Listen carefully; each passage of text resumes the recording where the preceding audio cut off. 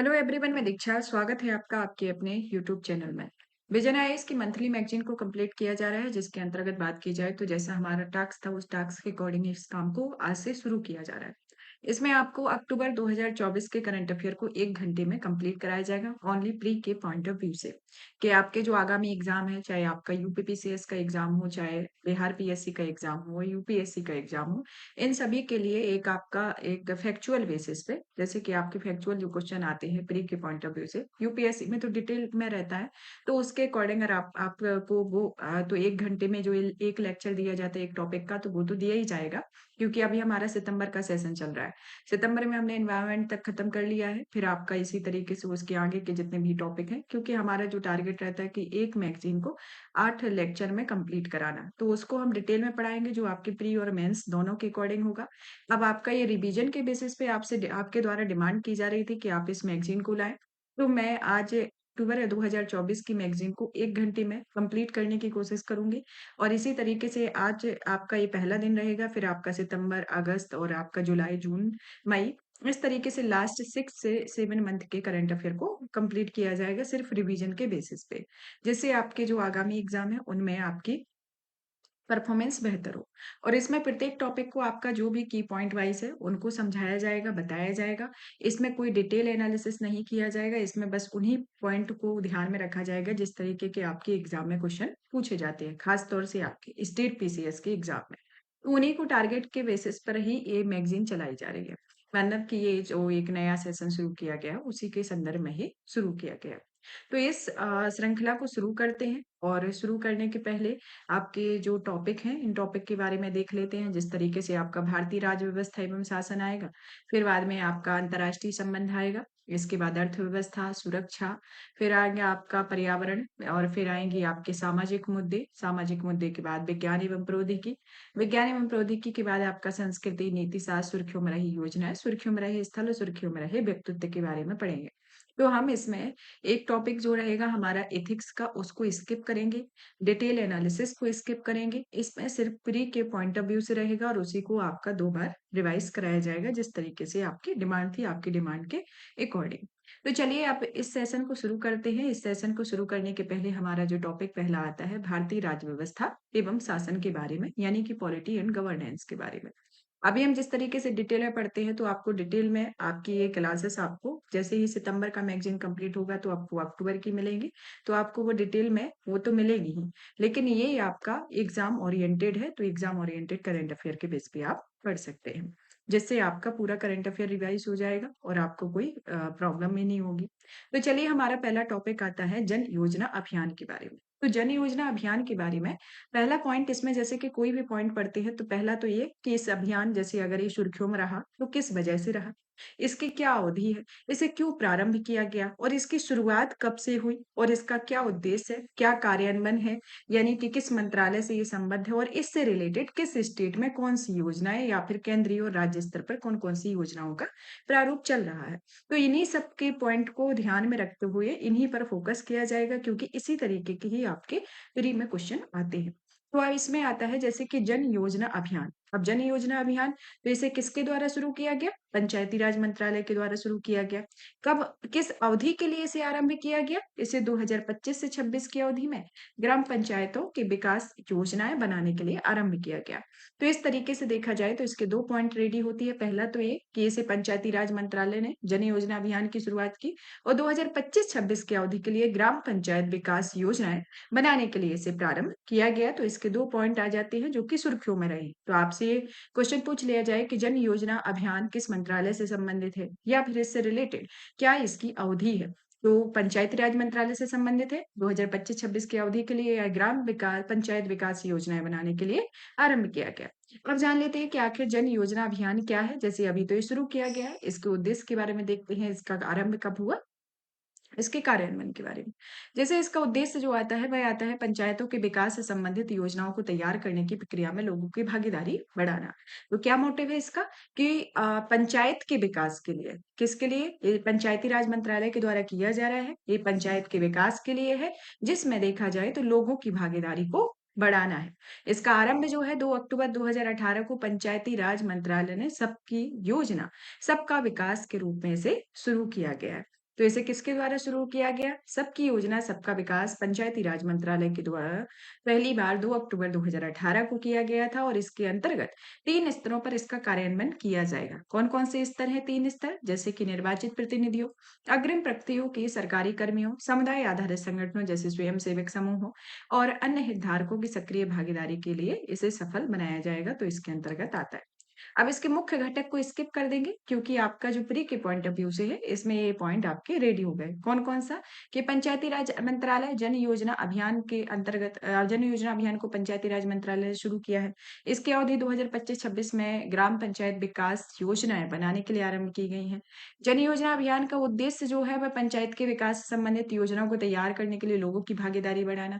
इसका प्रारंभ 2 अक्टूबर 2018 को पंचायती राज मंत्रालय ने सबकी योजना सबकी विकास के रूप में शुरू किया। इसका जो पंचायतों में 3 स्तरों पर कार्यान्वयन होगा, जिसमें कौन-कौन शामिल होगा, जिसकी सक्रिय भागीदारी है, एक निर्वाचित प्रतिनिधि, दूसरा अग्रिम पंक्ति के सरकारी कर्मी, समुदाय आधारित संगठन जैसे स्वयं सहायता समूह और अन्य नागरिक की सक्रिय भागीदारी इसमें सफल बनाएगी। अब आते हैं आगे की ओर। अब इसके अंतर्गत देख लेते हैं कि कुछ इसके लिए कुछ जैसे कि पंचायती जो अभियान है, उसके लिए कुछ संवैधानिक प्रावधान भी किया गया है। तो किस संविधान के प्रावधान के अंतर्गत पंचायतों का उल्लेख किया गया है? जैसे कि आपका आता है अनुच्छेद 40 जो कि राज्य के नीति निर्देशक तत्वों के अंतर्गत आप पढ़ते हैं कि उसमें आता है कि ग्राम पंचायतों का गठन। आपका जो 40वां नीति निर्देशक तत्व है, उसमें ग्राम पंचायतों के गठन के संदर्भ में एक कदम उठाएगा और उनसे ऐसी शक्तियाँ और प्राधिकार प्रदान करेगा, जो उन्हें स्वायत्त शासन की इकाइयों के रूप में कार्य करने में सक्षम बनाने में आवश्यक हो। तो इसके अंतर्गत ही इसके संवैधानिक प्रावधान है। दूसरा आता है आपका 73वां और 74वां संविधान संशोधन, जिसके अंतर्गत आपकी पंचायती राज और नगर पालिका यानी कि पंचायती राज को लागू किया गया और इसमें कानून के जरिए स्थानीय स्वशासन की प्रणाली को संवैधानिक वैधता प्रदान की गई, तो इसके अंतर्गत आता है। फिर तीसरा आता है आपका अनुच्छेद 243 जी, जिसमें पंचायतों के स्वशासन के संस्थानों के रूप में मान्यता देने हेतु आर्थिक विकास पर सामाजिक न्याय के लिए योजनाएं तैयार करने का अधिकार दिया गया और यह कार्य संविधान की 11वीं अनुसूची में सूचीबद्ध 29 विषयों के आधार पर किया जाना है। तो इस तरीके से देखा जाए तो ये हमारे भारतीय संविधान के अनुच्छेद है, जिसके अंतर्गत ये प्रावधान पंचायतों से रिलेटेड दिए गए हैं। तो किस-किस में दिए गए हैं? अनुच्छेद 40 में जो कि राज्य के नीति निर्देशक तत्वों के अंतर्गत ग्राम पंचायतों के गठन के बारे में। अनुच्छेद आपका 73वां 74वां संविधान संशोधन स्थानीय स्वशासन की प्रणाली को संवैधानिक वैधता प्रदान करने के लिए और 243 जी पंचायतों को स्वशासन की संस्थानों के रूप में मान्यता देते हुए आर्थिक विकास और सामाजिक न्याय के लिए योजनाएं तैयार करने के लिए अधिकार दिया गया है। और अभी देखा जाए तो संविधान की 11वीं अनुसूची के अंतर्गत सूचीबद्ध 29 विषयों पर इसका आधार किया जाना है, तो ये इसके अंतर्गत आता है। अब आते हैं हम नेक्स्ट टॉपिक की ओर। टॉपिक के अंतर्गत देखते हैं क्योंकि हमने प्री के पॉइंट ऑफ व्यू से जो-जो इम्पोर्टेंट है उनको कर लिया है। अब हम आते हैं नेक्स्ट टॉपिक की ओर, निःशुल्क विधिक सहायता के बारे में यानी फ्री लीगल एड के बारे में कि फ्री लीगल एड क्या होती है, इसके संदर्भ में जानते हैं। कि हाल ही में देखा जाए तो सुप्रीम कोर्ट ने जेल में बंद कैदियों को निःशुल्क और समय पर कानूनी सहायता सुनिश्चित करने के लिए विधिक सेवा प्राधिकरणों को निर्देश जारी किया है। तो किसके द्वारा जारी किया गया है? सुप्रीम कोर्ट ने जेल में बंद कैदियों को निःशुल्क और समय पर कानूनी सहायता सुनिश्चित करने के लिए विधिक सेवा प्राधिकरण के निर्देश जारी किए हैं। अब ये निर्देश कौन-कौन से हैं? निर्देश के बारे में एक बार डिस्कस कर लेते हैं। जैसे कि पहला आता है विधिक सेवा प्राधिकरणों को मजबूत करने के संदर्भ में, कि जैसे राज्य और जिला स्तर पर विधिक सेवा प्राधिकरण के जो सहयोग करके 2022 की मानक संचालन प्रक्रिया का प्रभावी कार्यान्वयन सुनिश्चित करेगा। साथ-साथ समय पर अपग्रेड भी किया जाएगा। कैदी विधिक सहायता क्लिनिकों की निगरानी संबंधी अधिकारों में वृद्धि करना है। डेटा आधारित सुधार होगा। लीगल एंड डिफेंस काउंसलिंग या विधिक सहायता बचाव वकील होगा, जिसके अंतर्गत कार्यों का नियमित निरीक्षण, ऑडिट किया जाएगा। जागरूकता पैदा करना होगा। प्रभावी संचार देखने को मिलेगा, जैसे कि जेल का दौरा करने वाले वकीलों और पैरालीगल वॉलंटियर्स के साथ नियमित रूप से संवाद करना होगा, तो इसके अंतर्गत आएगा और नियमित रिपोर्टिंग भी करनी होगी। नेक्स्ट आते हैं कि इसमें भारत के लिए विधिक सेवा सहायता के लिए कौन-कौन से उपाय किए जा रहे हैं, जैसे कि भारत में विधिक सेवा से तात्पर्य ऐसे व्यक्तियों से निःशुल्क कानूनी सेवाएं प्रदान करने से होता है जो कानूनी प्रतिनिधित्व या न्याय प्रणाली तक पहुंच का खर्च वहन करने के लिए असमर्थ है। जिसमें विधिक सेवा में सहायता में कानूनी सलाह, अदालती कार्यवाही में प्रतिनिधित्व, मध्यस्थता, वार्ता और वैकल्पिक विवाद समाधान तंत्र आदि इसके अंतर्गत शामिल होते हैं। विधिक सहायता के लिए कुछ संवैधानिक प्रावधान है, जैसे कि अनुच्छेद 21 जिसमें प्रावधान दिया गया है कि विधि द्वारा स्थापित प्रक्रिया ही किसी व्यक्ति को उसके प्राण या दैहिक स्वतंत्रता से वंचित किया जा सकता है, अन्यथा नहीं। फिर आता है अनुच्छेद 39 ए, जो कि यह अनुच्छेद राज्य को निःशुल्क विधिक सहायता उपलब्ध कराने का निर्देश देता है, ताकि कोई भी नागरिक आर्थिक या अन्य अभाव के कारण न्याय करने से वंचित ना रहे। और 42वें संविधान संशोधन अधिनियम 1976 के अंतर्गत इसको जोड़ा गया। इसके अब वैधानिक प्रावधान देख लेते हैं, जैसे कि विधिक सेवा प्राधिकरण अधिनियम 1987, जो कि 1995 में लागू होगा। इसका उद्देश्य समाज के कमजोर वर्गों को निःशुल्क और उचित कानूनी सहायता प्रदान करने के लिए विधिक सेवा प्राधिकरणों की स्थापना की गई। और इसमें राष्ट्रीय, राज्य, जिला, तालुका स्तर पर विधिक सेवा प्राधिकरण, सुप्रीम कोर्ट, हाई कोर्ट, जिला न्यायालयों और तालुका न्यायालयों में विधिक सेवा समितियां इसके अंतर्गत गठित की गई हैं। अब आते हैं विधिक सेवा प्राधिकरण यानी कि नालसा के बारे में। जैसे कि आपसे क्वेश्चन पूछ लिया जाए कि नालसा क्या है।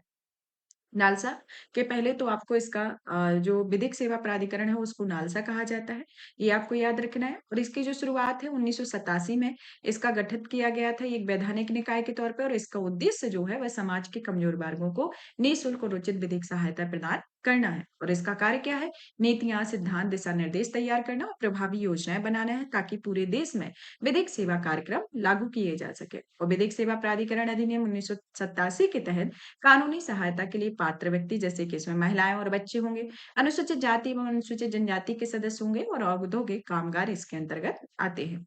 अब आते हैं विधिक निःशुल्क विधिक सहायता महत्व के बारे में। जैसे कि सामाजिक कल्याण और न्याय को सुनिश्चित करना, अधिकारों की सुरक्षा करना, कानून के शासन को मजबूत करना, कानून संबंधी जागरूकता बढ़ाना होता है।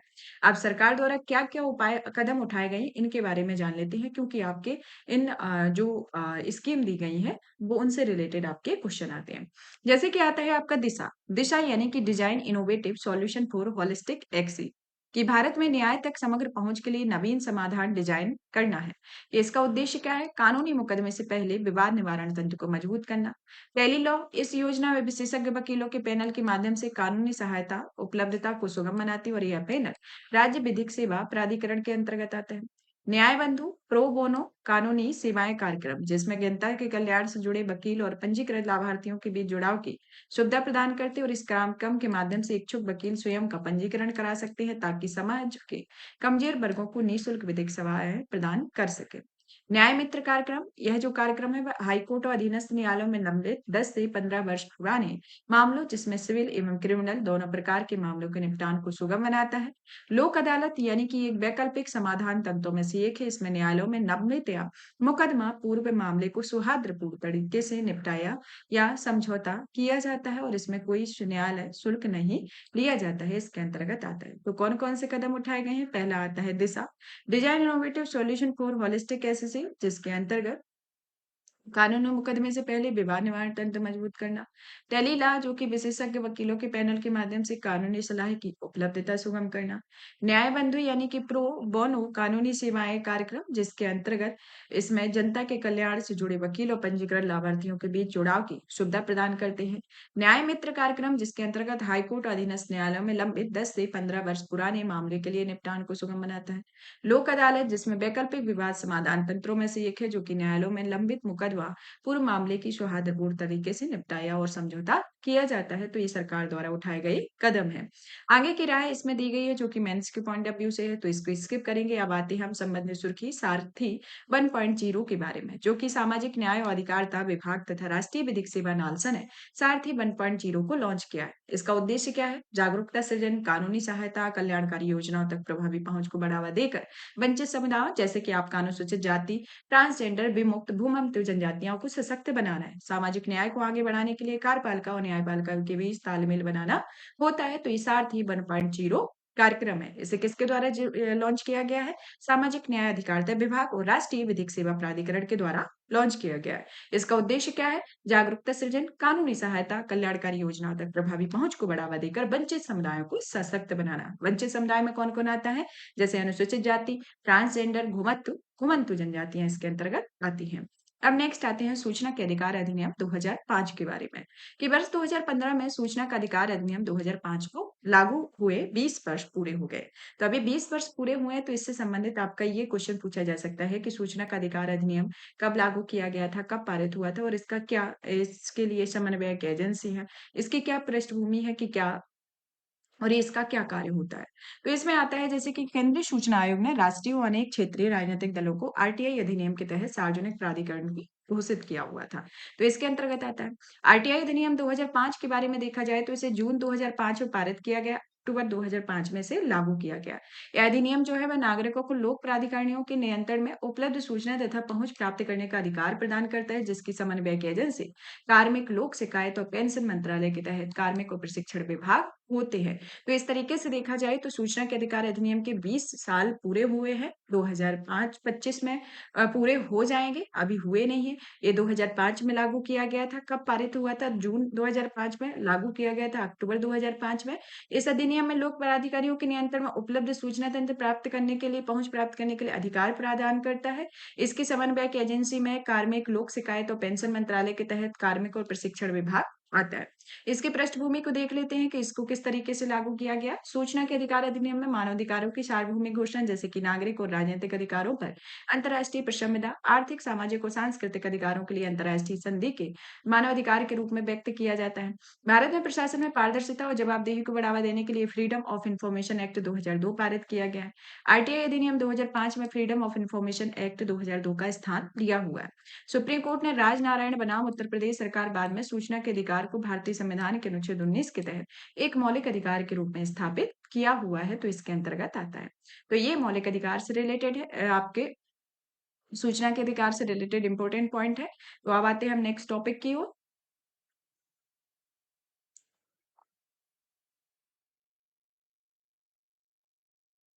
अब आता है संबंधित सुर्खियां, जैसे कि सुप्रीम कोर्ट ने ग्राम न्यायालयों की व्यवहार्यता पर सवाल उठाए हैं। तो जान लेते हैं कि ग्राम न्यायालय होते क्या है और इसमें क्या इसकी व्यवहार्यता से रिलेटेड सवाल उठाए गए हैं। जैसे कि सुप्रीम कोर्ट ने ग्राम न्यायालयों के गठन की व्यवहार्यता चिंता जताई हुई है। ग्राम न्यायालय अधिनियम 2008 द्वारा ग्राम न्यायालयों के गठन को अनिवार्य किया गया और ग्राम न्यायालय यह सुनिश्चित करते हैं कि नागरिकों को सामाजिक, आर्थिक और अन्य अक्षमताओं के कारण न्याय मिलने के अवसरों से वंचित नहीं किया जाए। मतलब कि आपसे ये पूछ लिया जाए कि ग्राम न्यायालयों का क्या उद्देश्य होता है, मतलब कि ये क्या कार्य करते हैं। तो ग्राम न्यायालय जो है वह नागरिकों को सामाजिक, आर्थिक और अन्य अक्षमताओं के कारण न्याय मिलने के अवसरों से वंचित ना किए जाए, यह सुनिश्चित करते हैं। और ग्राम न्यायालयों के गठन पर सुप्रीम कोर्ट के द्वारा हाल ही में चिंता व्यक्त की गई है और इसका जो गठन है ग्राम न्यायालय अधिनियम 2008 के अंतर्गत ग्राम न्यायालयों के गठन को अनिवार्य किया गया। सुप्रीम कोर्ट के द्वारा प्रकट की गई चिंताएं, जैसे कि राज्यों या संघ शासित प्रदेशों में ग्राम न्यायालयों के गठन अनिवार्य है या नहीं, संसाधनों की कमी, उच्चतम न्यायपालिका पर कार्य बोझ का वर्णन होता है। ग्राम न्यायालय की मुख्य विशेषताएं, जैसे कि गठन के इसे जिले के मध्यवर्ती स्तर पर प्रत्येक पंचायत और मध्यवर्ती स्तर पर निकटवर्ती पंचायतों के समूह के लिए गठित किया गया है, जिसमें राज्य सरकार संबंधित हाईकोर्ट के परामर्श से प्रत्येक ग्राम न्यायालय के लिए न्यायाधिकारी की नियुक्ति करता है। अधिकार क्षेत्र जो है यह एक मोबाइल कोर्ट होगा, जिसमें सिविल और क्रिमिनल दोनों तरह के अधिकार क्षेत्र होंगे। विवाद समाधान प्रक्रिया होगी, जिसमें सुलह समझौते की सहायता से इसे किया जाना चाहिए। ये प्राकृतिक न्याय के सिद्धांतों पर कार्य करती हैं और ये भारतीय साक्ष्य अधिनियम 1872 से बाध्य नहीं है और भारतीय साक्ष्य अधिनियम 1872, भारतीय साक्ष्य अधिनियम 2023 तक द्वारा प्रतिस्थापित होते हैं।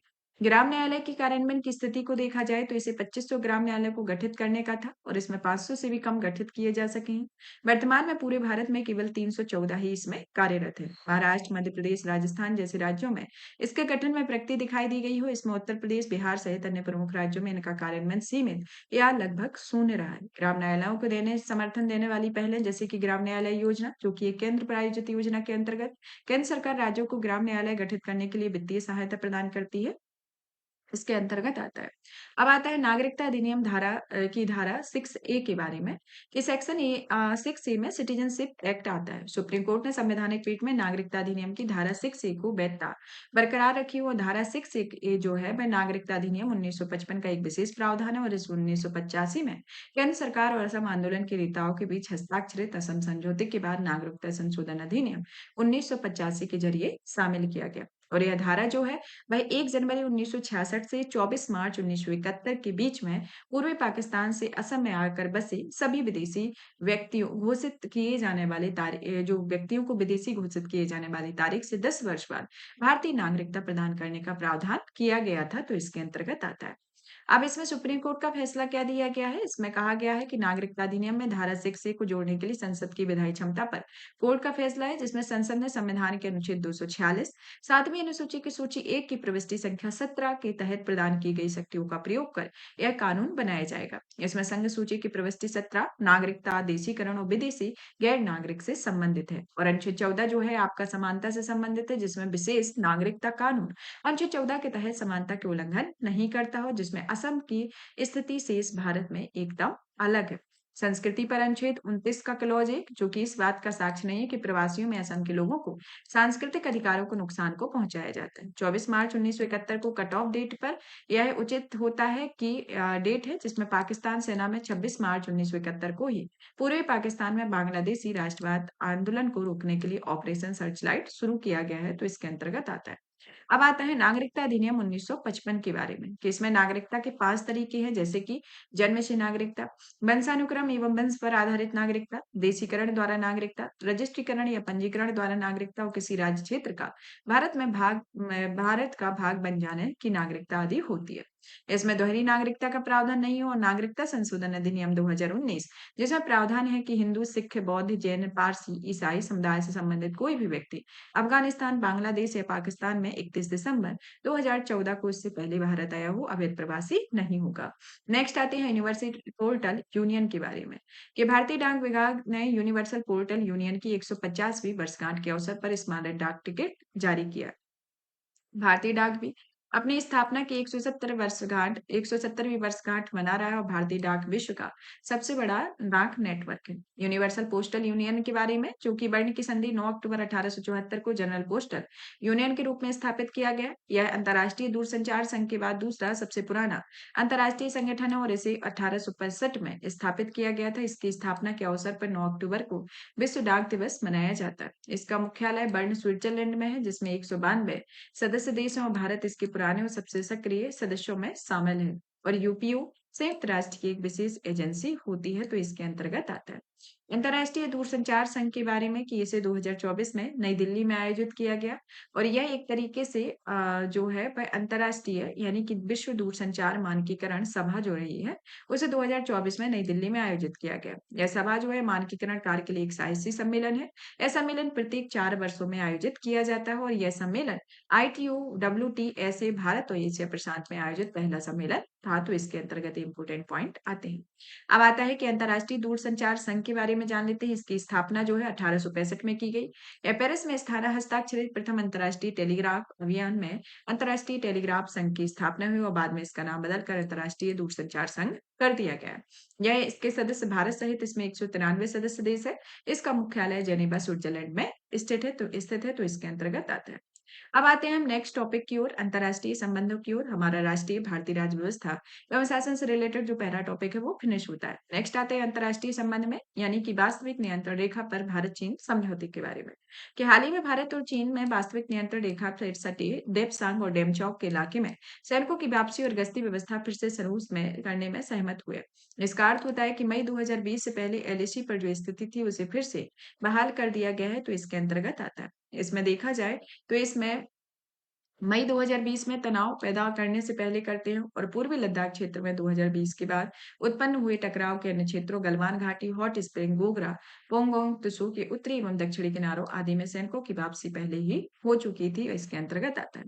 इसके पहले चरण का हिस्सा को 3 चरण में पूरा गया है, जैसे कि भारत चीन सीमा क्षेत्रों में सैनिकों की वापसी, दोनों पक्षों के लिए तनाव कम करना, विवादित क्षेत्रों में बहुत कम सैनिकों की तैनाती होती है। यह समझौता इसलिए भी महत्वपूर्ण है क्योंकि देपसांग मैदान सामरिक रूप से महत्वपूर्ण है, और यहाँ क्षेत्र में काराकोरम दर्रे के नजदीक अवस्थित दौलत बेग ओल्डी पोस्ट से 30 किलोमीटर दक्षिण पूर्व में स्थित है, और देपसांग क्षेत्र चुशुल से सेपिंग गुर गैप के समान सैन्य आक्रमण आरंभ के लिए उपयुक्त समतल भूभाग प्रदान करता है। 2020 में भारत चीन के बीच गीर सीमा पर गतिरोध और टकराव के बारे में कि चीनी सैनिकों की घुसपैठ के कारण लद्दाख में पेंगोंग त्सू के उत्तरी किनारे पर दोनों पक्षों के बीच हिंसक झड़पें शुरू हुई हैं। उत्तरी सिक्किम में नाकुला और लद्दाख में गलवान के बीच भी झड़पें हुई हैं, तो इसके अंतर्गत आती है। अब सीमा विवाद जो हुआ है, उसके कारण जान लेते हैं, जैसे कि भारत में जो चीन के साथ भारत की 3,488 किलोमीटर लंबी सीमा स्पष्ट रूप से रेखांकित नहीं हो रही है, पारंपरिक रूप से सहमत वास्तविक नियंत्रण रेखा भी नहीं। और 1962 में भारत चीन युद्ध के बाद यह अस्तित्व में आई और यह वह सीमा है जो कि भारतीय क्षेत्र की चीनी नियंत्रित क्षेत्र से अलग करती है। अब आता है कि भारत-चीन सीमा 3 क्षेत्रों में विभाजित है, जैसे कि आपका आता है, एक आता है पश्चिमी क्षेत्र, दूसरा आता है मध्य क्षेत्र, तीसरा आता है पूर्वी क्षेत्र।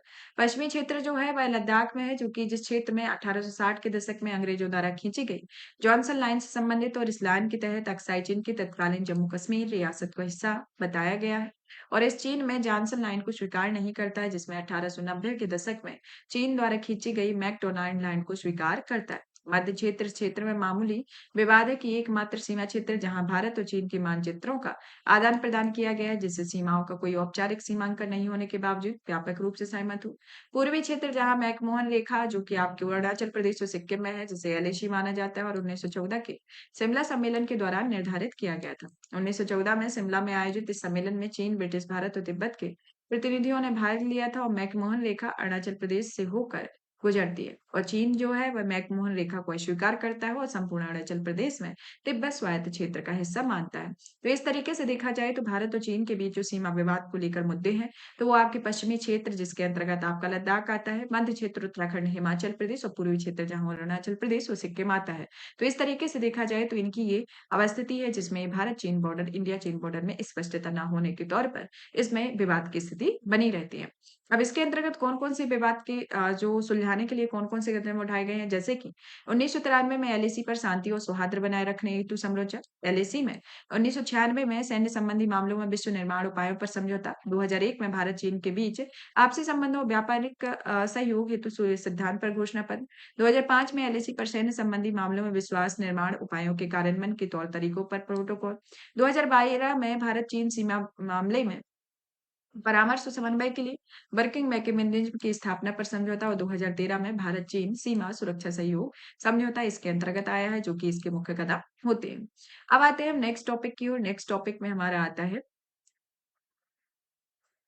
भारत मालदीव संबंधों के बारे में कि हाल ही में देखा जाए तो मालदीव के राष्ट्रपति ने पिछले साल राष्ट्रपति चुनाव जीतने के बाद भारत की अपनी पहली द्विपक्षीय राजकीय यात्रा की। तो इस द्विपक्षीय राजकीय यात्रा में कौन-कौन पॉइंट इंपोर्टेंट होते हैं और इसके पहले कौन-कौन से राष्ट्रपति यहाँ पर यात्रा कर चुके हैं और भारत के मालदीव के जो ऐतिहासिक पृष्ठभूमि है उनके बारे में भी थोड़ा एक नजर डाल लेते हैं।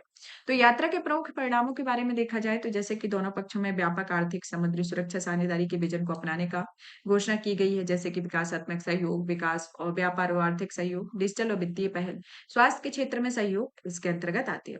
मालदीव भारत के लिए मालदीव के महत्व जैसे कि भू राजनीतिक के तौर पर कि मालदीव अपनी अवस्थिति के कारण भारत की नेबरहुड फर्स्ट पॉलिसी सागर क्षेत्र में सभी के लिए सुरक्षा और विकास हेतु अत्यधिक महत्वपूर्ण है।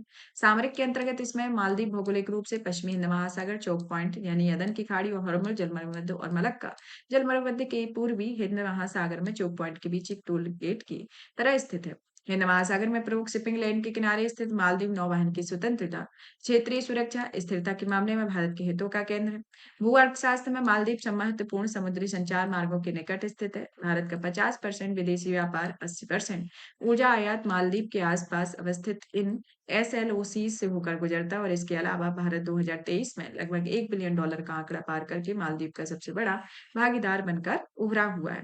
अब आते हैं इसके अंतर्गत जैसे कि इंडिया आउटकम अभियान जो चलाया गया है जिसमें मालदीव के समाज के कुछ वर्गों के बीच भारतीय प्रभाव विशेष रूप से भारत की सैन्य उपस्थिति को कम करने की मांग करने वाला भावनात्मक और राजनीतिक आंदोलन रहा है। तो ये इंडिया आउटकम अभियान क्या है कि मालदीव के कुछ वर्गों के बीच भारतीय प्रभाव विशेष रूप से भारत की सैन्य उपस्थिति को कम करने की मांग करने वाला एक भावनात्मक और राजनीतिक आंदोलन है, इसके बारे में आता है। अब आते हैं हम नेक्स्ट टॉपिक की ओर। नेक्स्ट टॉपिक में आता है भारत कनाडा संबंध के बारे में कि हाल ही में भारत और कनाडा में कूटनीतिक तनाव बढ़ गया है, इसके कारण ये सुर्खियों में रहा। तो राजनीतिक विवाद के बीच में भारत ने कनाडा से अपने उच्चायुक्त को वापस बुलाया है और 6 कनाडीय राजनयिकों को अपने देश से निष्कासित कर दिया है। भारत और कनाडा के बीच राजनीतिक तनाव तब उत्पन्न हुआ जब कनाडा की सरकार ने वहां मौजूद भारतीय अधिकारियों पर एक आपराधिक मामले शामिल होने का आरोप लगाया। साथ ही इन अधिकारियों के खिलाफ जांच करने के लिए भारत सरकार ने उन्हें प्राप्त राजनयिक छूट को खत्म करने की मांग की हुई थी। अब आता है इसके अंतर्गत कि इसके लिए जिम्मेदार कौन है, जैसे कि हालिया जो गिरावट हुई है उसके लिए जिम्मेदार, जैसे कि खालिस्तानी उग्रवादियों का मुद्दा, भारतीय संप्रभुता, सुरक्षा सहयोग, निष्क्रिय समझौते और वोट बैंक की राजनीति इसके अंतर्गत रही है। राजनीतिक संबंधों पर वियना कन्वेंशन के बारे में जान लेते हैं कि यह देशों के बीच राजनीतिक संबंधों के नियमों विनियमों को परिभाषित करने वाले संयुक्त राष्ट्र की एक संधि है। यह कन्वेंशन जो है वह सामान्य सिद्धांतों और शर्तों पर निर्धारित होता है जो एक दूसरे के राजनयिक प्रतिनिधियों के साथ कैसा व्यवहार करना चाहिए, साथ ही उनके विशेष अधिकार व उन्मुक्तियों का निर्धारण करता है। और भारत 1965 में इस कन्वेंशन में शामिल हुआ है। 1972 में राजनयिक संबंध यानी कि वियना कन्वेंशन अधिनियम 1972 के माध्यम से इसकी अभिपुष्टि की हुई है, तो इसके अंतर्गत आता है। अब आता है कि भारत कनाडा संबंधों के महत्व, जैसे कि रणनीतिक और सुरक्षा सहयोग होना, आर्थिक और व्यापार निवेश के अवसर, प्रवासी सैन्य परमाणु सहयोग और रक्षा सहयोग होते हैं। अब आते हैं फाइव आई अलायंस के बारे में जान लेते हैं कि फाइव आई अलायंस से रिलेटेड आपका क्वेश्चन पूछा जा सकता है कि फाइव आई अलायंस जो है एक तरीके से यह देशों में राजनयिक संबंधों के नियमों विनियमों को परिभाषित करने के लिए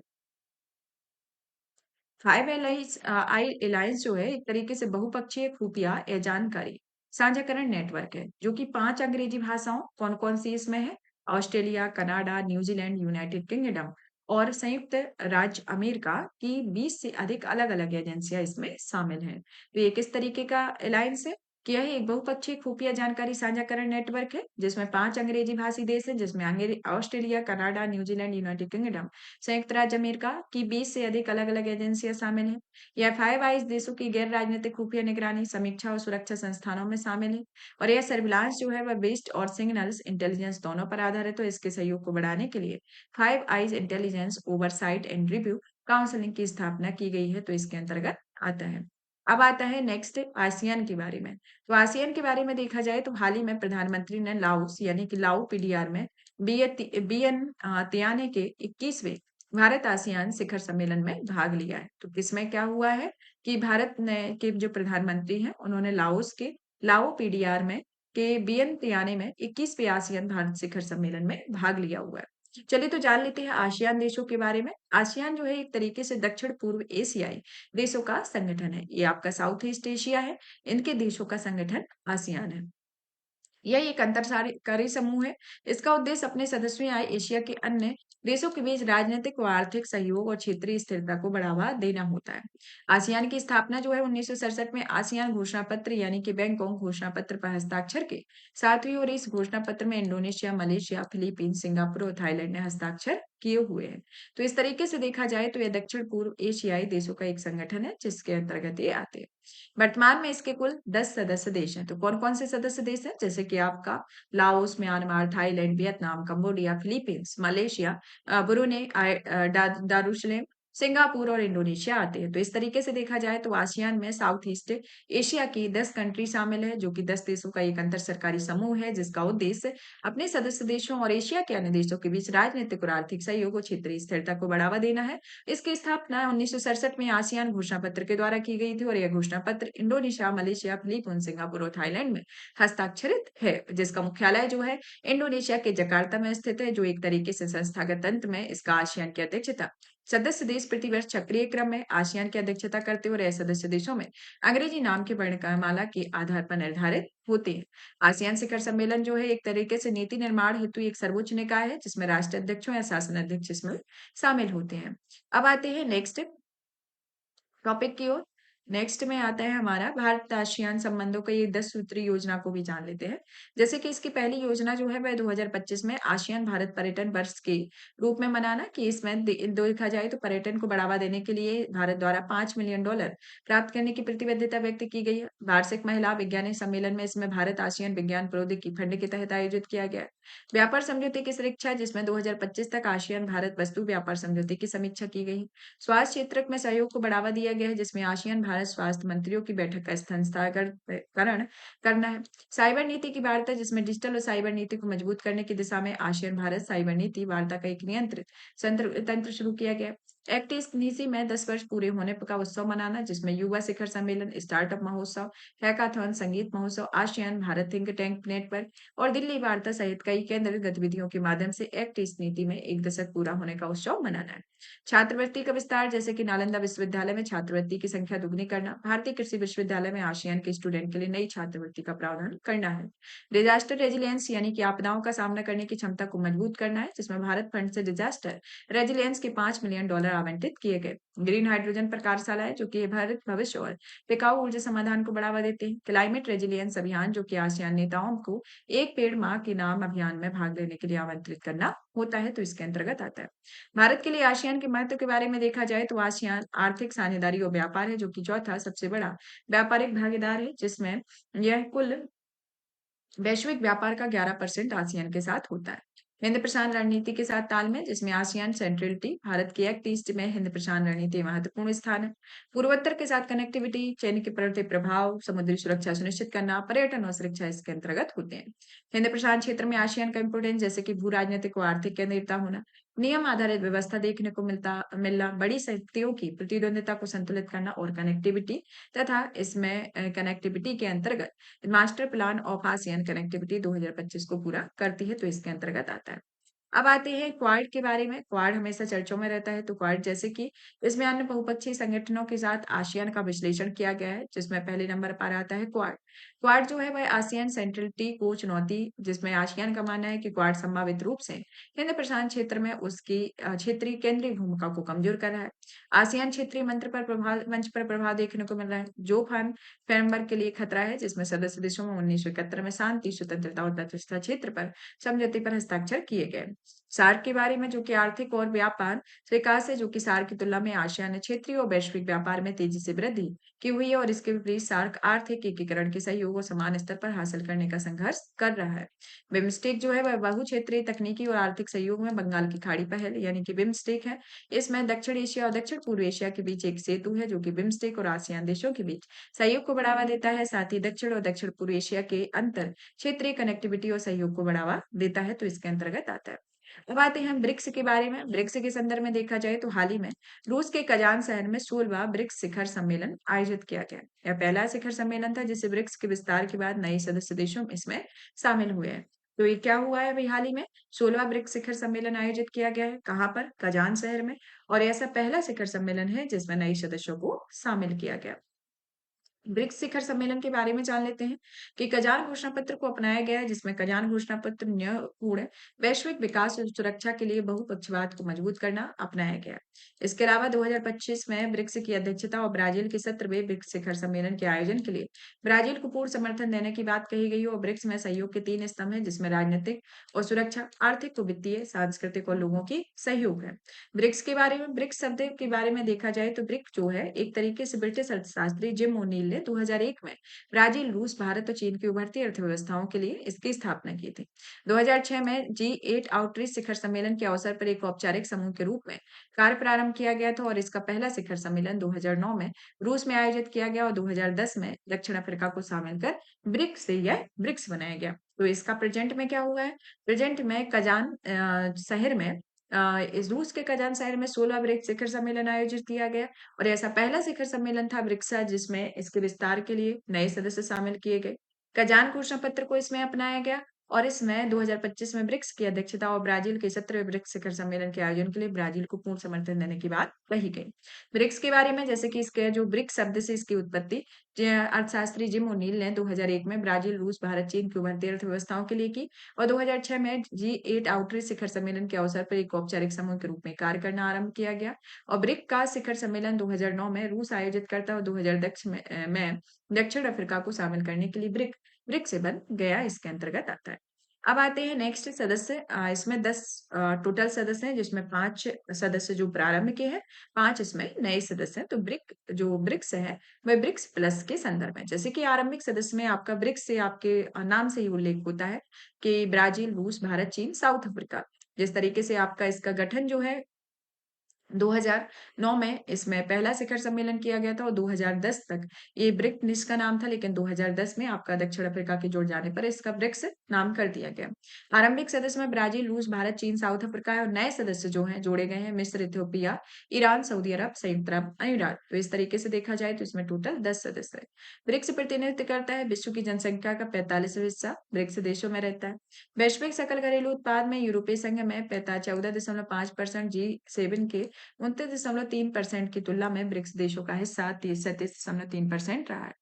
ब्रिक्स की महत्वपूर्ण पहल है जैसे कि वित्तीय पहलों के अंदर में न्यू डेवलपमेंट पहल, जो न्यू डेवलपमेंट बैंक जो कि 2014 में शुरू की गई थी, इसका मुख्यालय संघाई में है और इसका उद्देश्य ब्रिक्स और अन्य विकासशील देशों में अवसंरचना एवं सतत विकास परियोजना के लिए वित्तीय संसाधन प्रदान करना और ब्रिक्स के संस्थापक सदस्यों के बीच वोटिंग शेयरों का समान वितरण होना है।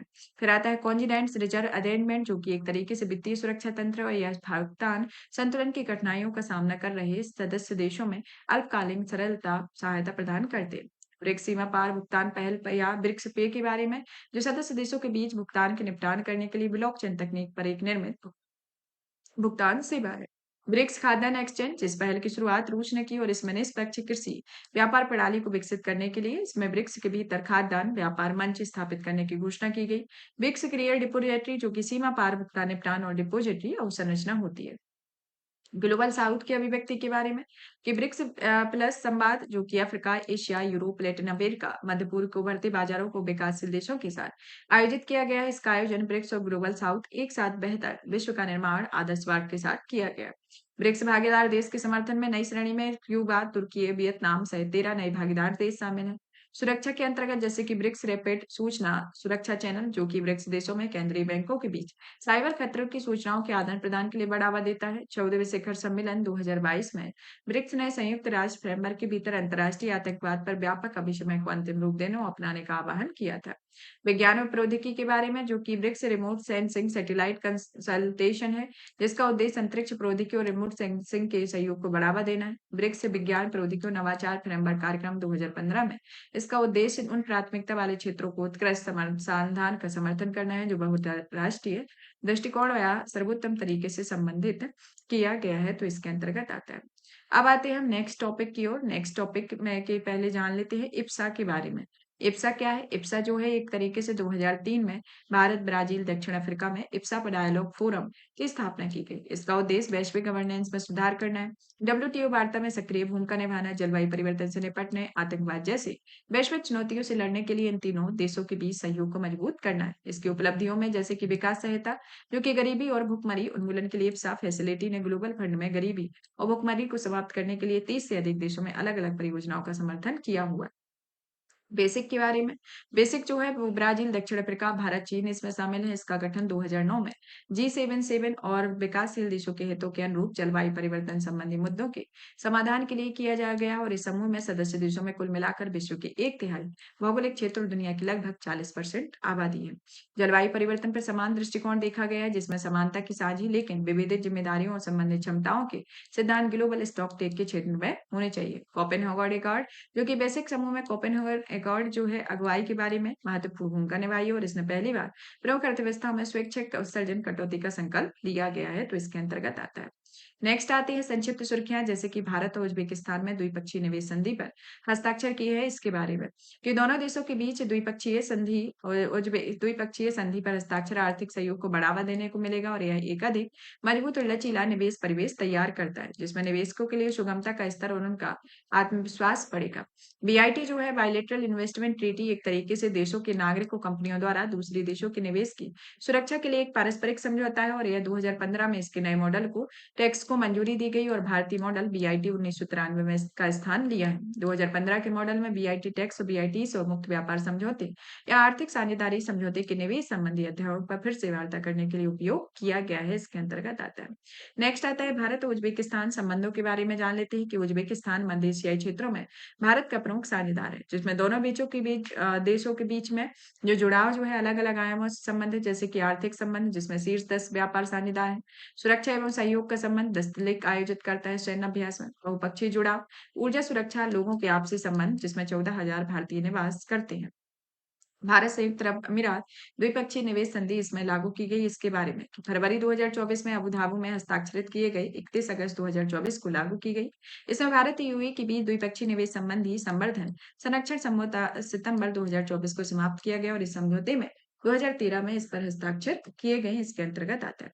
अब भारत संयुक्त अरब अमीरात के बीआईटी के मुख्य समझौते में नजर डालें तो इसमें आता है कि इन्वेस्टमेंट स्टेट इक्विपमेंट सेटलमेंट के बारे में कवर किया गया। इसमें देखा जाए तो इनका जो महत्व जो है इसे 2024 के इम्पोर्टेंस में कि अप्रैल 2000 से जून 2024 तक भारत में आए कुल एफडीआई में 3% यानी कि 19 बिलियन की हिस्सेदारी के साथ यूएई भारत के लिए एफडीआई का 7वां सबसे बड़ा स्रोत बन गया है और इससे निवेश को बढ़ावा मिलेगा क्योंकि निवेशकों को यह आश्वासन दिया गया है कि उनके साथ घरेलू निवेशकों जैसा व्यवहार किया जाएगा।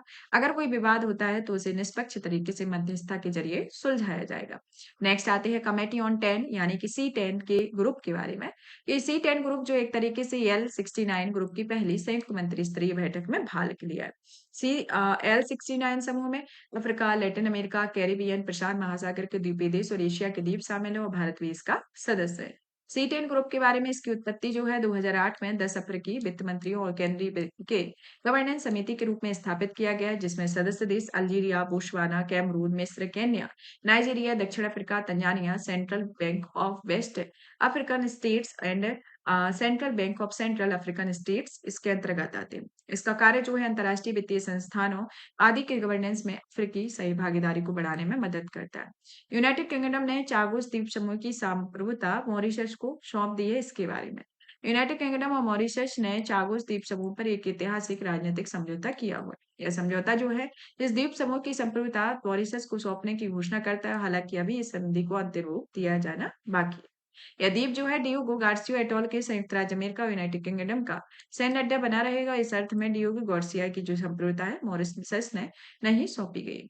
चागोस द्वीप समूह के बारे में जो कि ये द्वीप समूह हिंद महासागर क्षेत्र में स्थित है। यह मालदीव से 500 किलोमीटर दूर दक्षिण में स्थित है। यह द्वीप समूह में 18वीं शताब्दी तक निर्जन था। बाद में फ्रांस ने इसका अपना उपनिवेश बनाया और 1814 में यह द्वीप समूह यूनाइटेड किंगडम को सौंप दिया गया। ब्रिटिश हिंद महासागर क्षेत्र में 1965 में यूनाइटेड किंगडम द्वारा बनाया गया और चागोस द्वीप समूह में इसमें केंद्रीय भाग में रहा है तो इसके अंतर्गत आता है। तो आता है हमारा नेक्स्ट टॉपिक के अंतर्गत देखा जाए तो वो आता है एनाकोंडा रणनीति के बारे में। एनाकोंडा रणनीति जो है कि ताइवान ने इस नौसेना में दावा किया है कि चीन की सेना और उसके द्वीपीय क्षेत्र में अपनी पकड़ बनाने के लिए एनाकोंडा रणनीति का इस्तेमाल कर रही है। एनाकोंडा रणनीति जो है एक तरीके से सैन्य रणनीति है और ये अमेरिकी गृह युद्ध के प्रारंभिक चरण के दौरान यूनियन जनरल बिलफील्ड इस कोर्ट ने प्रस्तावित किया है। इसका उद्देश्य आर्थिक और सैन्य रूप से संघ को संकुचित करना और नौसैनिक नाकाबंदी करना था। ठीक उसी तरह के जैसे कि एनाकोंडा सांप अपने शिकार के चारों ओर लिपट कर उसका दम घोट देता है। एनाकोंडा के खिलाफ चीन की एनाकोंडा रणनीति में सैन्य युद्धाभ्यास, मनोवैज्ञानिक रणनीति, साइबर युद्ध जैसी रणनीतियों का मिश्रण शामिल होता है और इसका लक्ष्य पूर्ण आक्रमण में शामिल हुए बिना ताइवान को अपनी स्वतंत्रता छोड़ने के लिए मजबूत करना होता है। इसके अंतर्गत आता है। नेक्स्ट आता है फिलाडेल्फिया कॉरिडोर के बारे में। यह जो कॉरिडोर है इसे इजरायल ने फिलाडेल्फिया कॉरिडोर पर नियंत्रण को इजरायल और हमास के बीच युद्ध विराम वार्ता की शर्त बना दिया। फिलाडेल्फिया कॉरिडोर के बारे में यह राफा क्रॉसिंग सहित मिस्र के साथ गाजा की सीमा पर लगभग 9 मील लंबी और 100 मीटर चौड़ी भूमि का एक खंड है। 2005 में गाजा इजरायली बस्तियों और सैनिकों की वापसी के बाद इसे भी सैनिक सीमा क्षेत्र के रूप में नामित किया गया और यह भूमध्य सागर से लेकर इजरायल के केरेम सालम क्रॉसिंग तक विस्तारित है। इसके अंतर्गत आता है। अब नेक्स्ट आते हैं हम नेक्स्ट टॉपिक की ओर जिसमें आता है हमारा अर्थव्यवस्था से रिलेटेड जिसमें हमने अभी तक 2 टॉपिक कंप्लीट किए गए हैं। अर्थव्यवस्था के अंतर्गत देखा जाए तो हमारा पहला आता है अर्थशास्त्र के नोबेल पुरस्कार के बारे में।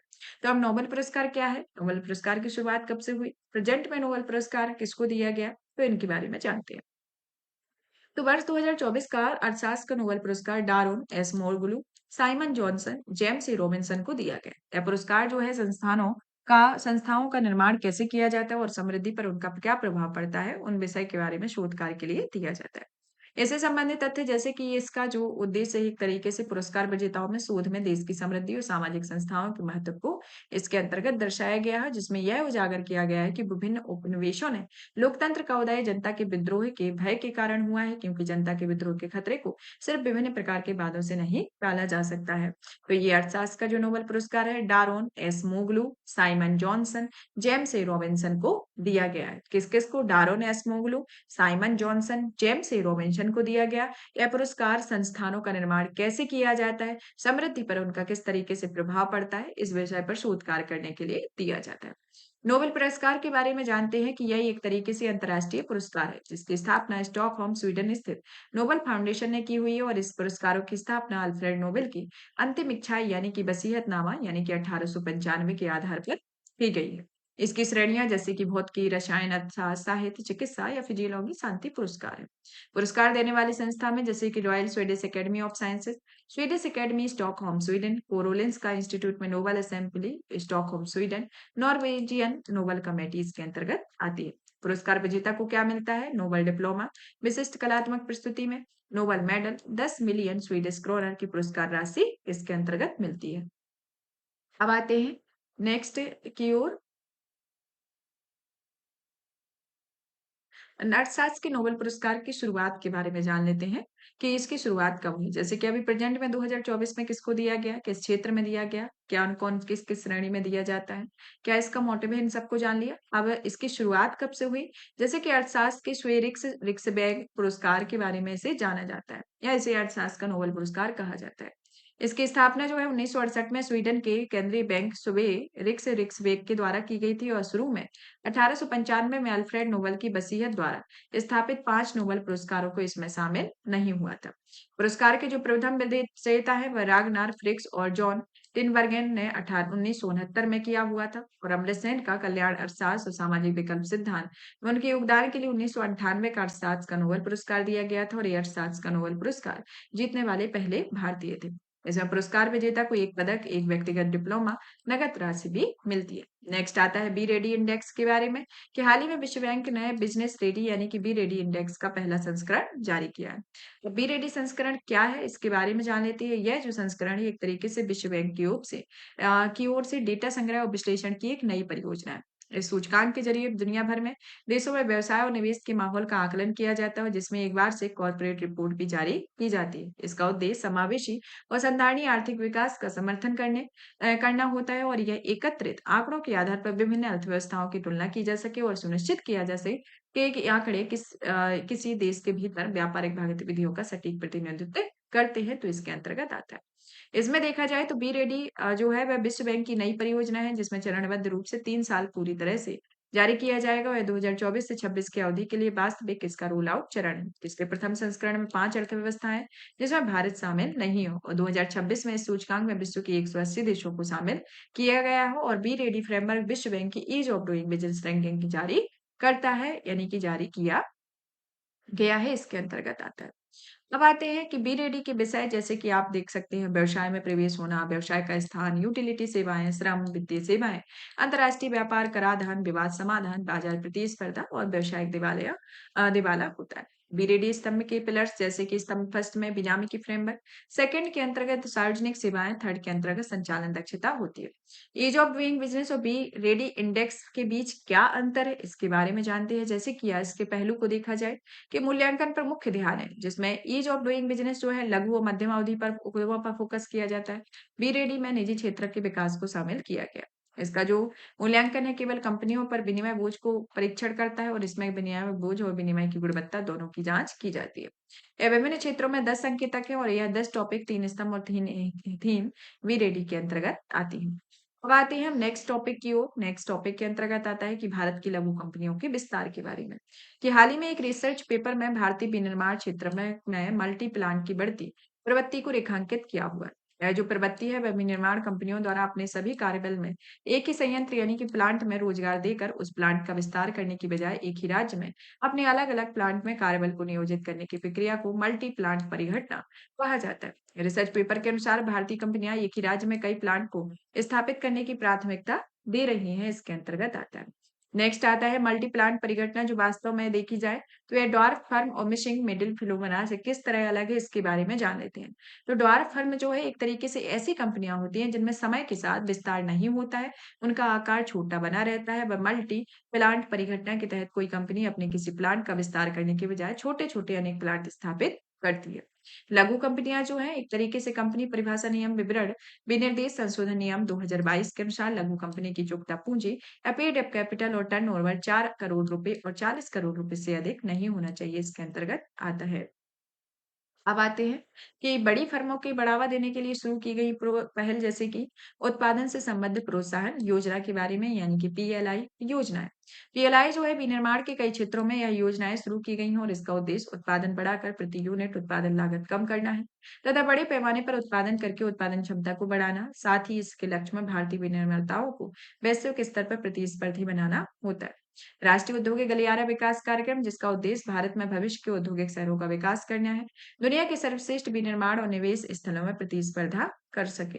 Rising and accelerating MSME performance योजना या रैंप योजना, जो कि केंद्रीय सूक्ष्म लघु मध्यम उद्यम मंत्रालय के अंतर्गत केंद्रीय क्षेत्र की एक योजना है जिसे विश्व बैंक की सहायता प्राप्त हो रही है और इस योजना का उद्देश्य मौजूदा एमएसएमई योजनाओं को और अधिक प्रभावी बनाकर एमएसएमई के कार्यान्वयन क्षमता व कमजोर करना है। श्रम कानूनों के संहिताकरण में देश में ईज ऑफ डूइंग बिजनेस को बढ़ाने के लिए 29 श्रम कानूनों और 4 श्रम संहिताओं का विलय कर दिया गया है। इसके अंतर्गत आता है। नेक्स्ट आता है पीएम गति शक्ति राष्ट्रीय मास्टर प्लान के बारे में कि पीएम गति शक्ति राष्ट्रीय मास्टर प्लान की शुरुआत के 3 वर्ष हो गए। इसका प्रारंभ जो है 2021 में किया गया। यह जो मास्टर प्लान का लक्ष्य एवं उपलब्धियों के बारे में देख लेते हैं कि इसमें केंद्र सरकार का लक्ष्य राष्ट्रीय राजमार्ग की लंबाई को 1,48,000 से बढ़ाकर 2 लाख किलोमीटर से अधिक करना है। विमानन यानी कि एविएशन क्षेत्र में बढ़ावा देने के लिए ये योजना में 200 नए हवाई पोर्ट, हवाई अड्डे, हेलीपोर्ट और वाटर एरोड्रम का निर्माण करना। वित्त वर्ष 2025 तक रेलवे का माल ढुलाई क्षमता को बढ़ाकर 1600 टन पहुंचाना। 4,54,200 सर्किट किलोमीटर ट्रांसमिशन लाइनों के माध्यम से पावर ग्रिड की पहुंच का विस्तार करना। वित्त वर्ष 2025 तक नवीनीकरण क्षमता को बढ़ाकर 25 गीगावाट करना और लगभग 17,000 किलोमीटर गैस पाइपलाइनों का निर्माण कार्य पूरा करना होता है। पीएम गति शक्ति की प्रमुख उपलब्धियां जैसे कि सभी स्तरों पर सरकार को एक प्लेटफॉर्म लाना, जिसमें 44 केंद्रीय मंत्रालयों और 36 राज्यों केंद्र शासित प्रदेशों को 16 से अधिक डेटा लेयर से साथ एकीकृत करना। सामाजिक क्षेत्र पर प्रभाव देखने को मिलता है। पीएम गति शक्ति राष्ट्रीय मास्टर प्लान में 36 राज्यों केंद्र शासित प्रदेशों में पीएम गति शक्ति प्लेटफॉर्म में पीएम गति शक्ति पोर्टल विकसित किया गया। व्यापार शुभता संधारणीय और डेटा आधारित विकास को बढ़ावा देना पीएमजीएस की उपलब्धियां इसके अंतर्गत आती हैं। पीएम गति शक्ति क्या है? इसकी शुरुआत तो 2021 में हुई, लेकिन इस क्या है? एक तरीके से ज्ञान प्रौद्योगिकी नवाचार पर आधारित समकालीन समग्र एकीकृत व्यापक योजना निर्माण के माध्यम से भरोसेमंद अवसंरचना के विकास में तेजी लाने की एक योजना है। इसमें 7 इंजनों द्वारा संचालित है, जिसमें रेलवे, सड़क, बंदरगाह, जलमार्ग, हवाई अड्डे, मास और ट्रांसपोर्ट और लॉजिस्टिक अवसंरचना होती है और इसका उद्देश्य रहन सहन को आसान बनाना, व्यापार करने में सुगमता लाना, अवरोधों को कम करना, लागत में दक्षता को अपनाकर कार्यों को पूरा करने में तेजी लाना है। पीएम गति शक्ति राष्ट्रीय मास्टर प्लान, जो एक तरीके से Bhaskaracharya national institute for space application NGO informative ने डिजिटल मास्टर प्लानिंग टूल के रूप में विकसित किया है। यह भौगोलिक सूचना प्रणाली के प्लेटफॉर्म का उपयोग करके किया गया है। इसमें ओपन सोर्स तकनीक के आधार पर बनाया गया है। इसमें भारत सरकार के क्लाउड मेघराज पर होस्ट किया गया है। यह ISRO satellite imagery survey of India web maps को एकीकृत करता है और अलग अलग मंत्रालयों की मौजूदा भविष्य की परियोजनाओं पर व्यापक डेटाबेस प्रदान करता है। इसमें भारतमाला, सागरमाला, अंतर्देशीय जलमार्ग, ड्राईपोर्ट या लैंडपोर्ट उड़ान जैसी योजनाएं शामिल है। तो इसके अंतर्गत आता है। अब आते हैं हम नेक्स्ट टॉपिक की ओर। नेक्स्ट टॉपिक के अंतर्गत देखा जाए तो मेक इन इंडिया के 10 वर्ष पूरे हुए हैं उसके बारे में। तो मेक इन इंडिया के अभी प्रेजेंट में 2024 में 10 वर्ष पूरे हुए हैं। तो इसकी शुरुआत कब की गई थी? तो 2014 में की गई होगी। तो हाल ही में मेक इन इंडिया पहल को 10 वर्ष हुए हैं और मेक इन इंडिया पहल की शुरुआत 25 सितंबर 2024 को हुई है। मेक इन इंडिया के बारे में जान लेते हैं कि इसका उद्देश्य, मेक इन इंडिया का मुख्य उद्देश्य भारत को विश्व की प्रमुख डिजाइन विनिर्माण केंद्र बनाना है और वोकल फॉर लोकल में पहली मेक इन इंडिया का एक मंत्र है और इसका उद्देश्य समृद्धि दर को बढ़ाकर प्रति वर्ष 12 से 14% करना और 2022 तक उद्योग क्षेत्रों में 100 मिलियन रोजगार के अवसर सृजित करना है। इसके अंतर्गत आता है। मेक इन इंडिया को बढ़ावा देने के लिए शुरू की गई पहले जैसे कि उत्पादन से समृद्ध प्रोत्साहन योजना, पीएम गति शक्ति, सेमीकंडक्टर इकोसिस्टम विकास, लास्ट ईयर लॉजिस्टिक नीति, स्टार्टअप इंडिया, कर सुधार, यूनिफाइड पेमेंट्स इंटरफेस, राष्ट्रीय औद्योगिक गलियारा कार्यक्रम इसके अंतर्गत आता है। इसमें क्षेत्रक में देखा जाए तो इसे 2021 में शुरू की गई मेक इन इंडिया 2.0 पहल में 27 क्षेत्रों पर ध्यान केंद्रित किया गया और इसमें विभिन्न मंत्रालयों, विभागों और राज्य सरकार के तत्वाधान में इसे लागू किया गया।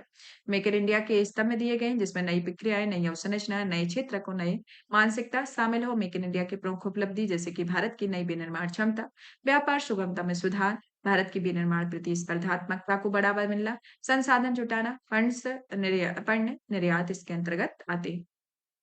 अब आते हैं हम नेक्स्ट टॉपिक की ओर। नेक्स्ट टॉपिक के अंतर्गत हमारा आता है भारत में निर्धनता के बारे में। तो निर्धनता के बारे में ये हाल ही में poverty prosperity and planet report 2024 विश्व बैंक के द्वारा जारी की गई। इस रिपोर्ट में pathways out of the poly crisis शीर्षक से एक रिपोर्ट जारी की गई और इस शीर्षक में आपस में जुड़े इन लक्ष्यों की प्राप्ति की दिशा में कोविड महामारी के बाद वैश्विक प्रगति का पहला आकलन प्रस्तुत किया गया है, इसके अंतर्गत आता है। रिपोर्ट के मुख्य बिंदुओं पर नजर डाली जाए तो इसमें आता है वैश्विक गरीबी को कम करने में बाधा आई है। तो इसको जानने के पहले इसमें जो भारत में निर्धनता की वर्तमान स्थिति है, जो नीति आयोग के अकॉर्डिंग एक डेटा दिया गया है, उसके बारे में जान लेते हैं, क्योंकि इससे रिलेटेड आपके क्वेश्चन बनेंगे। पहला तो ये कि विश्व बैंक के द्वारा poverty prosperity and planet report जारी की गई है, जो कि pathways out of the poly crisis शीर्षक से यह रिपोर्ट जारी की है।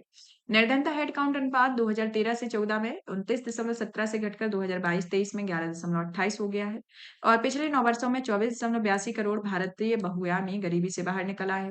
गरीबी राज्य में गरीबी में तेजी से गिरावट दर्ज की गई है, जिसमें असमानताओं की कमी का संकेत मिलता है। उत्तर प्रदेश, बिहार, मध्य प्रदेश, उड़ीसा, राजस्थान में बहुआयामी गरीबी के अनुपात में सबसे तेज गिरावट दर्ज की गई है। 2030 बहुत पहले ही भारत सतत विकास लक्ष्य संख्या 1.0 बहुआयामी गरीबी को कम करने में आधा करना, इसके अंतर्गत एक तरीके से दिखाया गया। अब आते हैं आगे की ओर, देख लेते हैं कि भारत में निर्धनता के आकलन के लिए क्या इतिहास रहा है। इससे रिलेटेड आपका हमेशा क्वेश्चन पूछा गया है। स्वतंत्रता के पूर्व, जैसे कि दादाभाई नौरोजी की ये बुक के बारे में पूछा जाता है, तो इनकी किसकी poverty and the un-British rule in India, national planning committee 1938, Bombay plan 1944 में निर्धनता आकलन पर इनके प्रयास किए गए थे। स्वतंत्रता के पश्चात योजना आयोग 1962, बीएम दांडेकर और एन रथ 1971, अलग समिति 1989, लक्कड़वाला समिति 1993 निर्धनता के आकलन से संबंधित है।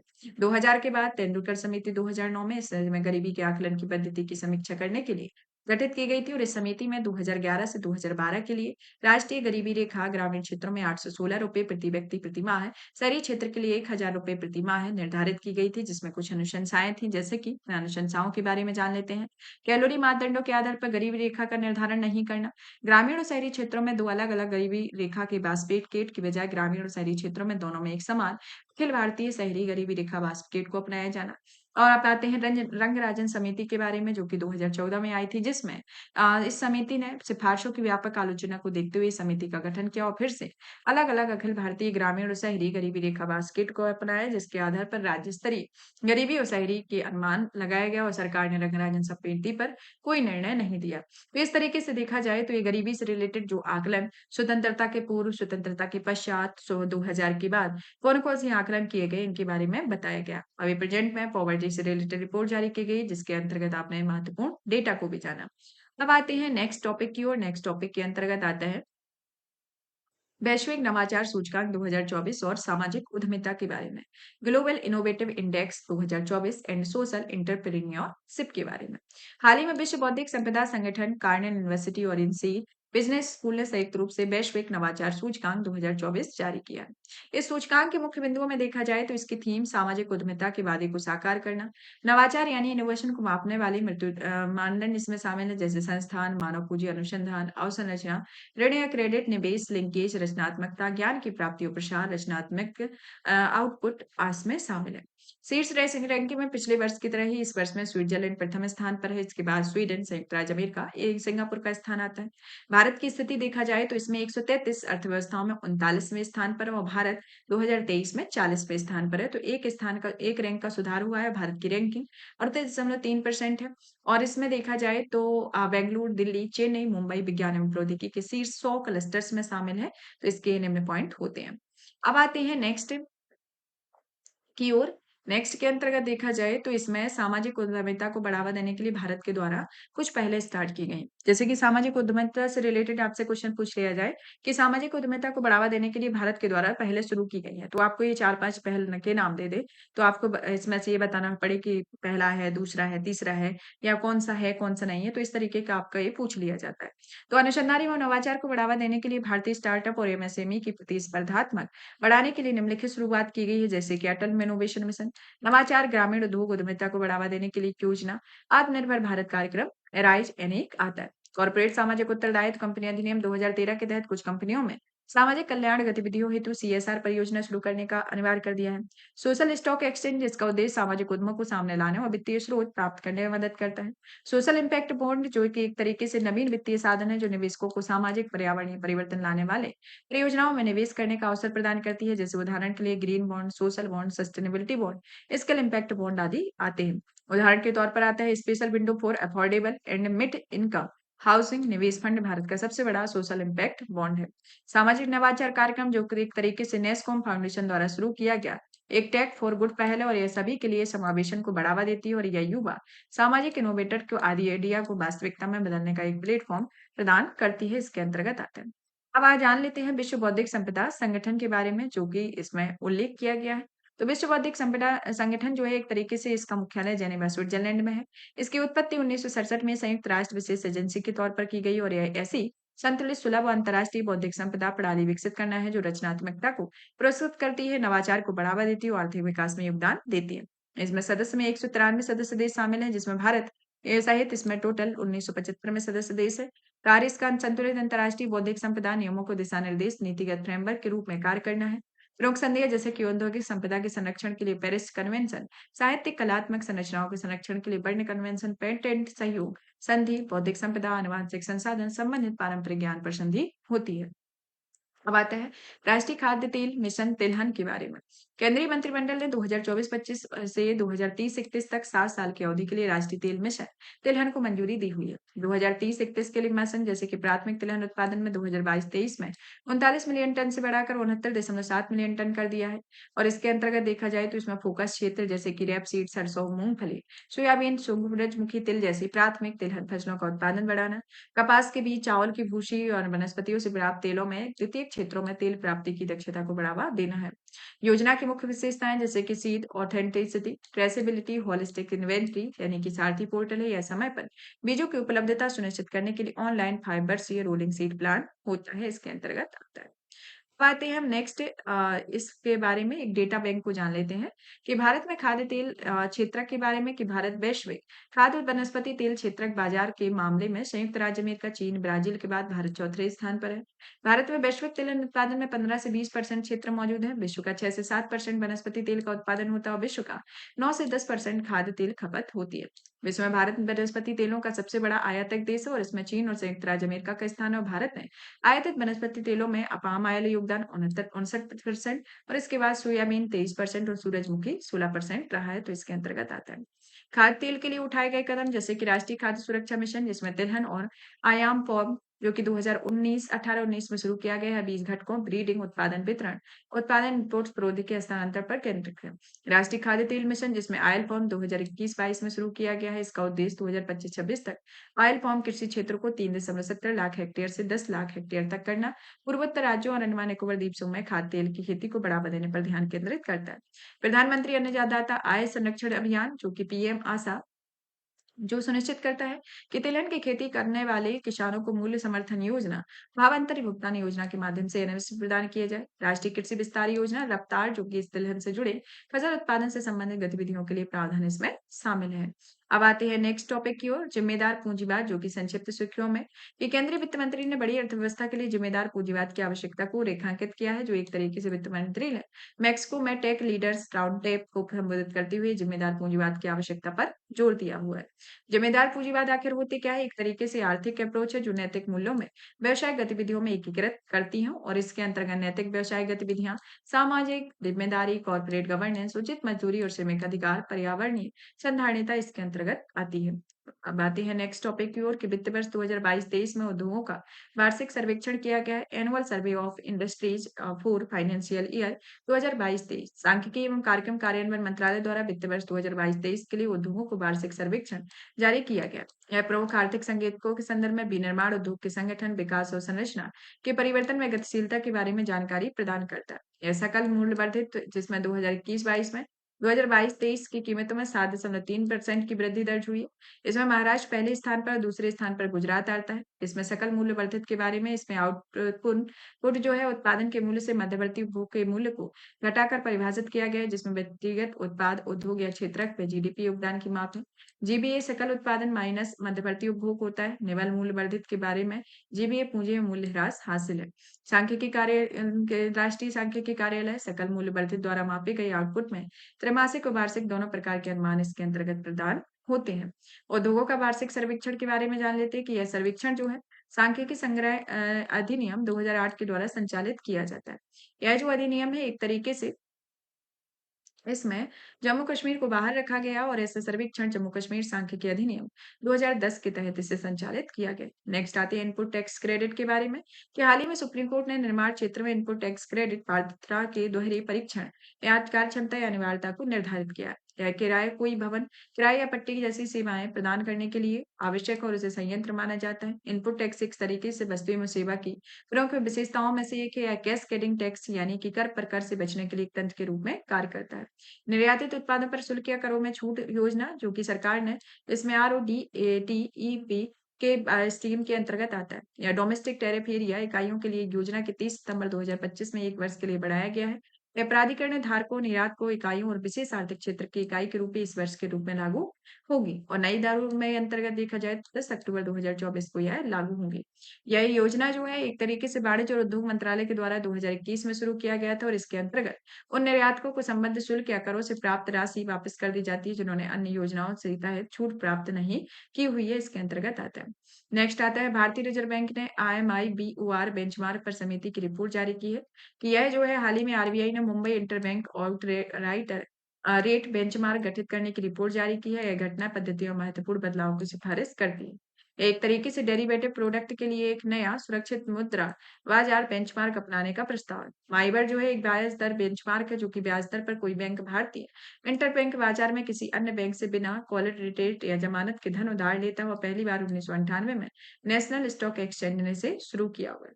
इस बेंचमार्क ब्याज दर की गणना प्रकाशन financial benchmark India private limited द्वारा प्रतिदिन की गई है और इस ब्याज दर का निर्धारण नेगोशिएटिव डीलिंग सिस्टम यानी कि एनडीएस कॉल सिस्टम के पहले घटके में कारोबार के आधार पर किया जाता है।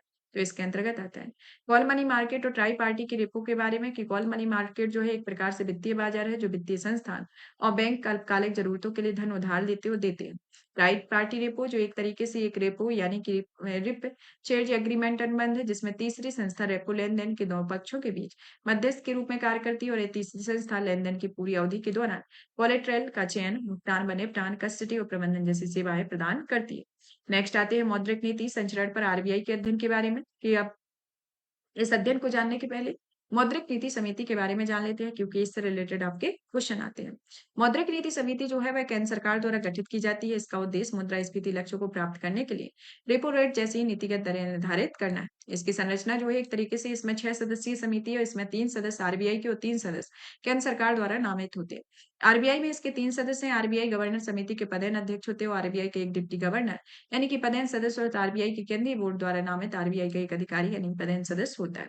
मौद्रिक नीति निर्धारण पर मतदान जैसे कि प्रत्येक सदस्य के पास एक वोट होता है और आरबीआई का गवर्नर निर्णायक मत देता है। बैठक में कम से कम 4 बार बैठक के लिए इसमें कोरम 4 सदस्य होते हैं। तो ये मौद्रिक नीति समिति के बारे में है।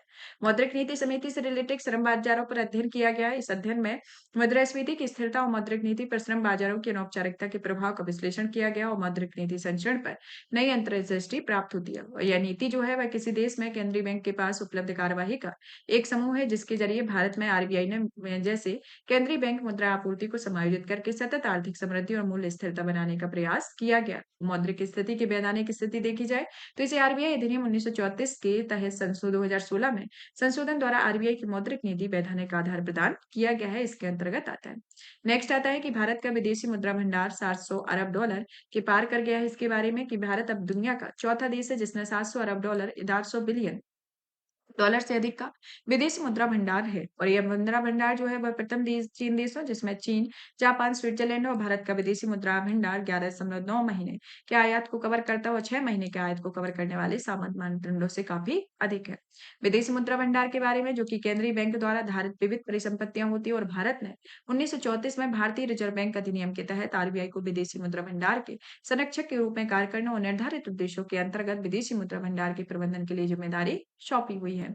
अब आता है नेक्स्ट यूपीआई 123 और यूपीआई लाइट के बारे में। यूपीआई 123 पे और यूपीआई लाइट के तहत लेन-देन की सीमा बढ़ी हुई है। इसका उद्देश्य यूनिफाइड पेमेंट इंटरफेस के व्यापक रूप से अपनाने को बढ़ावा देना है। यूपीआई 123 पे के बारे में जानते हैं कि यह फीचर फोन यूजर्स को यूपीआई का उपयोग करने में सक्षम बनाने के लिए इसे मार्च 2022 में लॉन्च किया गया।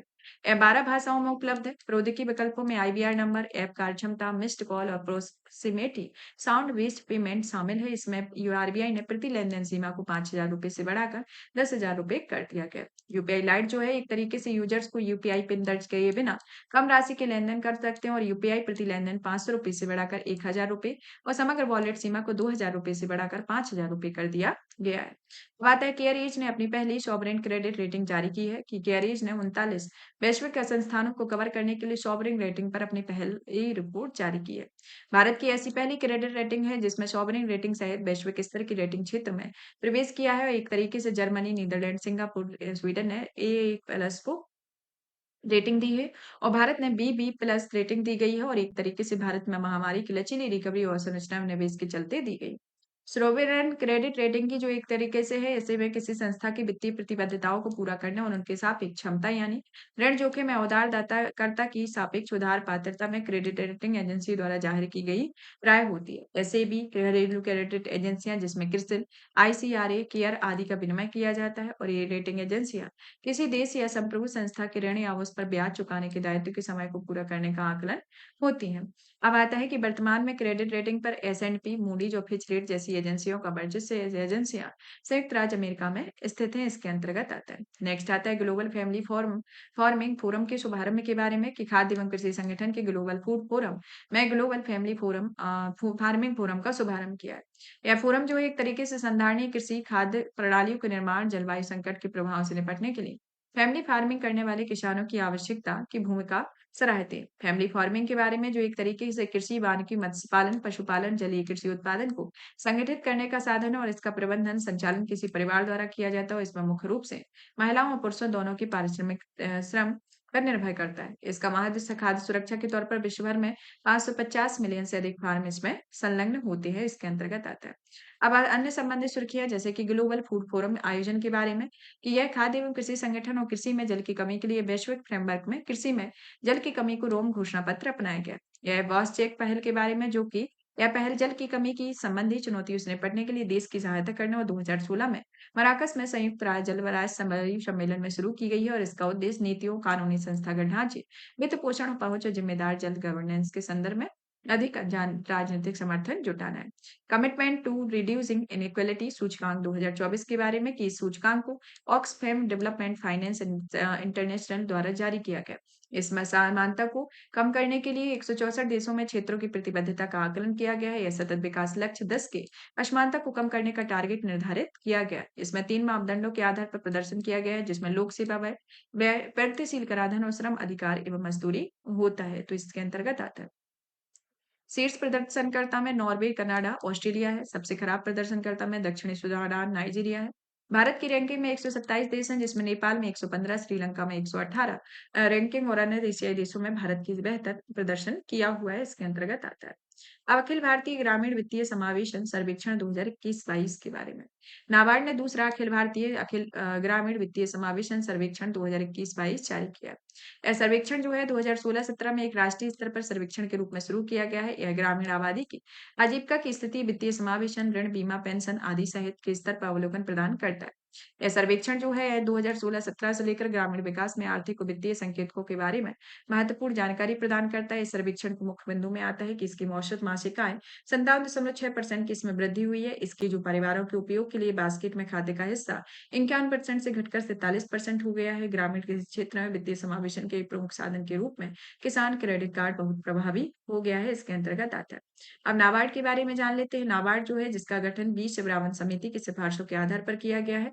यह भारत का एक शीर्ष विकास बैंक है। इसकी स्थापना 1982 में संसद के एक अधिनियम के तहत सतत और न्याय संगत कृषि एवं ग्रामीण विकास को बढ़ावा देने के लिए की गई थी। नेफी इंडेक्स जो एक तरीके से वित्तीय समावेशन की माप है, जो एक 2016-17 के माध्यम से एकत्र किए गए क्षेत्रीय स्तरीय डेटा के आधार पर भारत के अलग अलग राज्यों में इसे तैयार किया गया है। इसमें 3 आयाम है, जिसमें पारंपरिक बैंकिंग उत्पाद, आधुनिक बैंकिंग उत्पाद, भुगतान प्रणाली पर विचार करता है। इसके अंतर्गत आता है। नेक्स्ट आता है कि सरकार ने अपतटीय क्षेत्र के परिचालन अधिकार नियम 2024 को अधिसूचित किया है। यह नए नियम जो है अपतटीय नदी क्षेत्र खनिज अधिनियम 2002 के तहत अधिसूचित किए गए हैं और इस अधिनियम का उद्देश्य निर्दिष्ट अपतटीय क्षेत्रों में खनिजों के अन्वेषण उत्पादन को विनियमित करता है। नए नियम 10 बॉक्स की पहली योजनाबद्ध अपतटीय खनिज नीलामी की पूर्व पृष्ठभूमि के महत्वपूर्ण है। इसमें ब्लॉक, रेत, चूना मिट्टी, पॉलीमेटेलिक नोड्यूल्स आदि इसमें शामिल होते हैं। अब आता है नेक्स्ट कि इसमें जो ऑफशोर या अपतटीय खनन के लिए जो पहले शुरू की गई उनके बारे में, कि अपतटीय क्षेत्र खनिज विनिमय अधिनियम 2002 जिसका उद्देश्य खनिज संसाधनों का विकास और विनिमय करना है। डीप सी मिशन जिसमें गहरे समुद्र के खनिज अन्वेषण के लिए पृथ्वी विज्ञान मंत्रालय द्वारा संचालित किया गया है, जिसमें समुद्रयान मिशन, मत्स्य 6000 आदि है। इंटरनेशनल सीबेड अथॉरिटी जिसे 2016 में विशेष रूप से भारत को हिंद महासागर में 10,000 वर्ग किलोमीटर के क्षेत्र पोलीमेट्रिक नोडुल्स को खोज के लिए आवंटित किया गया। राष्ट्रीय विद्युत योजना ट्रांसमिशन के बारे में, कि केंद्रीय विद्युत मंत्रालय ने राष्ट्रीय विद्युत योजना ट्रांसमिशन शुरू किया हुआ है और यह 2003 के तहत केंद्रीय विद्युत प्राधिकरण ने विकसित किया है और ट्रांसमिशन प्रणाली विद्युत उत्पादन के स्रोत और लोड अंतिम या उपभोक्ता की बिजली पहुंचाने में विद्युत वितरण प्रणाली को आपस में जोड़ती है।